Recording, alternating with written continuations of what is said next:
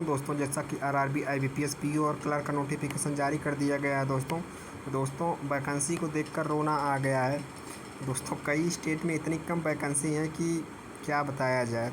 जैसे मान लीजिए यूपी में दोस्तों इतनी ख़राब वैकेंसी है कि अब क्या बताया जाए पिछली बार की तुलना में।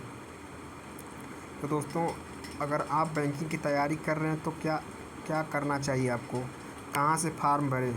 दोस्तों अगर आरआरबी आईबीपीएस पीओ क्लर्क की तैयारी कर रहे हैं आप, तो आप अगर आपके राज्य में काफ़ी कम वैकेंसी हैं तो आप वहाँ से न भरिए।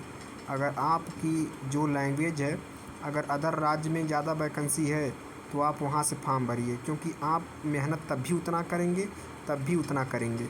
तो अगर आप कम वैकेंसी आपके राज्य में है, अगर ज़्यादा तब भी आपको मेहनत 100% करनी होगी और तब भी करनी होगी। तो इससे बढ़िया है कि जहाँ ज़्यादा वैकेंसी रहे आप वहाँ भरिए, क्योंकि वहाँ पे कट ऑफ कम जाने वाली है। जब वहाँ पे कट ऑफ कम जाएगी और वहाँ वैकेंसी ज़्यादा रहेगी तो आपका सिलेक्शन उतनी ही मेहनत में हो जाएगा। और यहाँ पे उतनी ही मेहनत करेंगे लेकिन आप बाहर होने की चांस रहेगा, और हो भी सकते हैं। तो इसलिए आप फॉर्म वहाँ से भरें जहाँ पे आपकी लैंग्वेज जो आपके स्टेट की है वहाँ से ही फॉर्म भरें। अगर मुझसे पूछेंगे आप मैं कहाँ से फॉर्म भरने वाला हूँ, दोस्तों मैं यूपी से हूँ। तो मैं फॉर्म इस बार आईबीपीएस पीओ और क्लर्क दोनों का फॉर्म जो है दोस्तों वह भरने वाला हूँ मध्य प्रदेश से। दोस्तों वहाँ पे कट ऑफ भी ठीक ठाक पिछली बार गई थी और वैकेंसी भी कुल मिलाकर 500-600 तक है दोस्तों इस बार। तो दोस्तों इस बार हम फॉर्म जो भरेंगे मध्य प्रदेश से भरेंगे, क्योंकि दोस्तों अगर जिसको चाहिए तो आपको तो 1 दिन 2 दिन के लिए मेहनत करनी ही पड़ेगी। आपको 1-2 दिन तो ट्रैवल करना ही पड़ेगा।